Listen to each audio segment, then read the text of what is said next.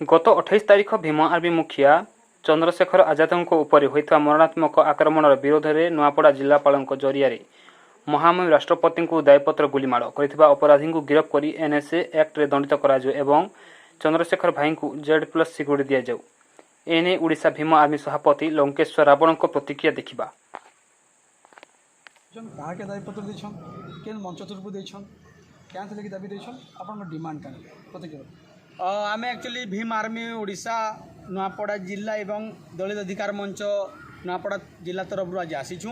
आप जानी जे 3 दिन आगु बड़ भाई चंद्रशेखर आजाद को यूपी सहारनपुर जिलार देवबंद 4 ରୁ 5 राउंड बंदूक रे अटैक करागला आक्रमण करागला आउ से लगी आज आम नुआपड़ा जिलापाल जरिया आज महामहिम राष्ट्रपति को दायपत्र देवार के आसछुँ।